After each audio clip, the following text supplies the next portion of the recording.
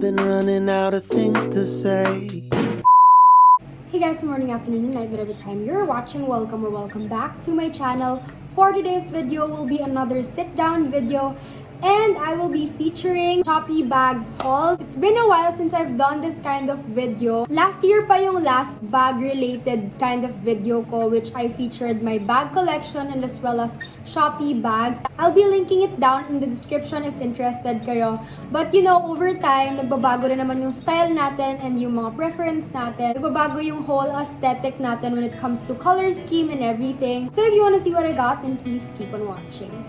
So this video is for those who are a fan of luxury items. I don't necessarily buy a luxury item because I can't afford them. Syempre, student pa lang ako. So dito lang muna tayo sa mga inspired version. Disclaimer, when I say inspired, hindi po ito yung replica or fake kind. It's just may similar touch siya mismo dun sa luxury item. So the first one that I will be sharing with you guys, so this handbag right here, I really love the color. It's like an ube kind of color. Super high quality yung mga bags na ipapakita ko for this haul. And this one, I only got this for less than 200 pesos. And can you imagine, sobrang ganda nung pagka-leather niya. Hindi siya yung tipong leather na very flimsy, yung parang lukot-lukot kind of leather. I really love this bag because of its color.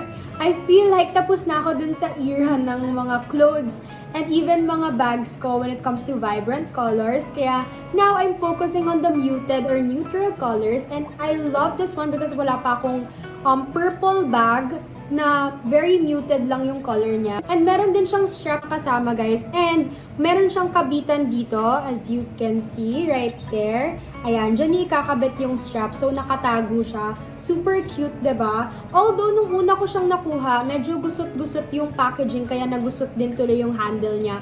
But, madali naman siyang ma-adjust, ganyan-ganyanin niya lang. At the same time, may kasama siyang straps, guys. Kasyang-kasya dito yung phone nyo, alcohol, and mga essentials nyo like for running errands, going to the grocery, or going to the mall. Search muna ako ng pinakamurang presyo nito kasi maraming lumalabas na ganitong style sa Shopee, and meron pa nga akong nakita parang 70 pesos yung ganito, and hindi ako makapaniwala for its price. I was supposed to get that, but good thing nagbabasa ako ng reviews and nakita ko yung pictures sa reviews kasi makikita mo na agad yung texture, yung feels ng bag by just looking at the picture. So, nung nakita ko yung picture, parang very flimsy and hindi ganun ka sturdy tignan yung bag. Ako kasi yung tipo ng tao na pag nakita ko yung texture niya kahit sa picture, alam ko na kung anong klaseng feels siya sa kamay ko. So, hindi ko siya kinuha kasi nga yung mga reviews hindi ko nagustuhan. Naghanap pa ako sa Shopee, and ito na yung pinakamurang version na nakitaan ko na may magandang reviews. Kung gusto niyo bilhin yung mas murang version neto, make sure to check the reviews kung okay sa inyo. Kasi ako maarte ako when it comes to bags. Alam nyo naman yan. Highly recommended. It also comes with a bunch of color, but I got this one because wala pa akong ganitong color. Up next, I've already featured this sa aking SHOPEE bag haul. Yung first SHOPEE bag haul. And this is the Matcha green handbag. I am mentioning this again kasi marirecommend ko talaga tong bag na to. For me, this kind of bag na kahit na malaglag siya and ilang beses nang na-scratch. Super ganda ng quality neto, and especially yung pinaka-handle niya, sobrang sturdy. Hindi siya yung basta-basta, ayan o, kita nyo ba? Ganda talaga siya, as in, I'm planning to get more colors of this one. Kasi, alam nyo guys, yung power bank ko, yung phone ko, yung alcohol ko, kasya sila lahat dito, as in, saktong-sakto lang. Meron din siyang kasamang strap, guys. As you can see, simula nung nabili ko siya, and na-film ko na rin ito dun sa unang SHOPEE bag haul ko, hindi ko pa rin nagagamit yung strap. Up next naman, let's focus on Baguette bags. The first one that I will be sharing with you is one of my favorite, is this patent leather Baguette bag. Super high quality na itong bag na to. Very affordable na siya for its price. And what I love about this, maganda yung zipper niya. Ayan. Silver yung mga hardware niya or yung detailings niya. I really like this.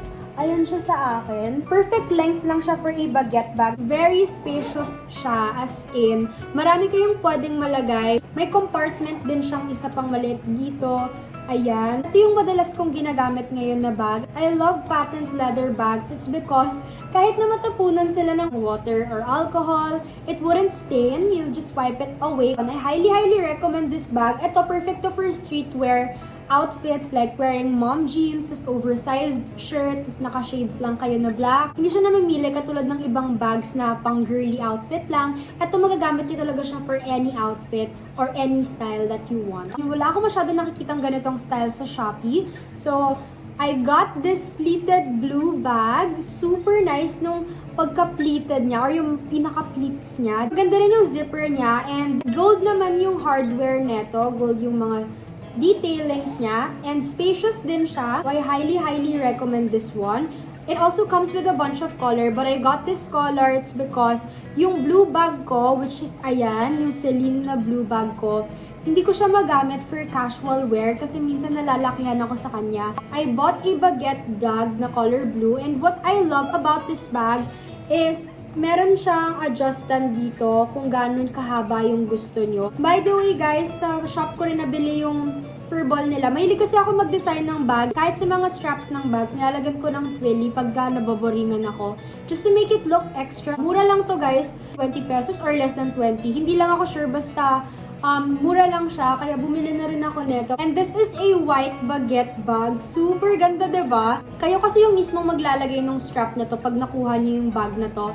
And nung nakuha ko siya, mahaba yung pinaka leather na strap niya. So, pinutol ko na lang siya. Also comes with this pearl design. Ang nagustuhan ko dito sa bag na to, kasi for formal events, pwede nyong tanggalin itong leather na strap na to. Tapos, ito na yung magiging handle ng pinaka-bag nyo. So, sobrang classy niya tignan. I've always been a fan of pearl accessories because it's a classic piece. Very classy and elegant. It's up to you kung paano nyo siya gagamitin. I mean, for its price. Tapos, there are two ways to use this one. I highly recommend this bag. Ito, masasabi ko talagang luxury-inspired kind of bag to. So, I got myself this beige bag. Nakikita nyo ba kung gaano siya ka-high quality? I mean, ang ganda nito, grabe. Solid tong bag na to, wala akong masabi. It reminds me of Lady Dior bag.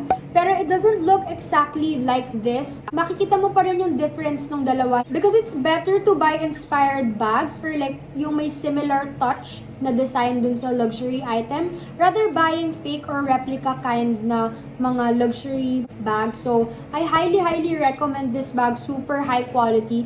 And pag binili nyo, may kasama siyang Twilly which is color blue. Pinalitan ko lang ng ganitong Twilly. Lilink ko rin down in the description. Mura lang yung Twilly na yun guys. 12 pesos each. Meron din siyang kasamang straps. Ganito naman yung itsura niya sa likod. So, plain lang yung likod niya, then yung harap lang yung may design. And less than 500 tong bag na to. And for that price, it's a steal already. Nakikita niyo naman kung gaano siya ka-high quality. Ito yung tipo ng bag na hindi mo basta-basta makikita or mahahanap sa Shopee.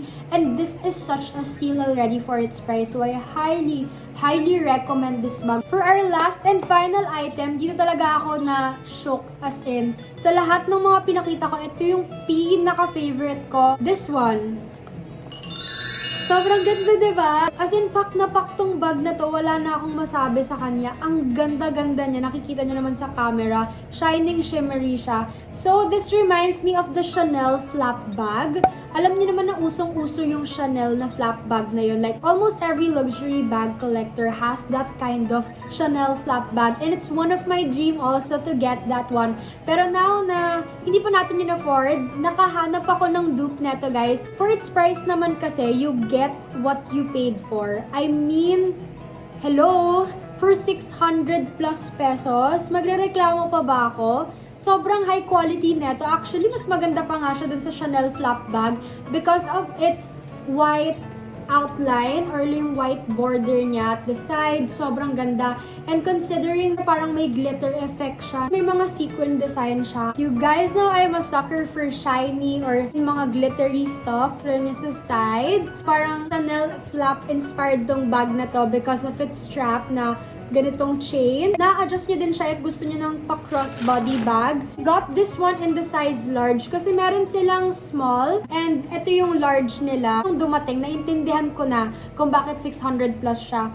And tinry kong maghanap nito sa ibang Shopee shops. Wala talaga. Yung shop lang nila yung nagbebenta ng ganitong klaseng style na may glitters. Karamihan yung nakikita ko like parang pattern lang pero hindi yung may glitter effect. I mean, may ganitong style na nakikita ako sa Shopee, pero mas maliit na version, and at the same time, hindi yung shiny or parang mag-glitters na ganyan. Super luxurious feel talaga tong bag na to. So, ayun guys, you should definitely get this one. Ayun lang guys, that's it for this haul. I know hindi ganun kadami yung pinakita ko, but nice and high quality siya. Thank you so much for watching. I hope you enjoyed this video, and please do let me know your video suggestions pa kung ano pa yung mga gusto nyong hauls or mga team ng clothing hauls na gusto nyo pang makita sa channel ko. So that's about it for this video. Thank you so much for watching. Please do not forget to like, comment, subscribe, and also hit that bell button to get you notified every time I post a new video, and I'll see you on my next one. Bye!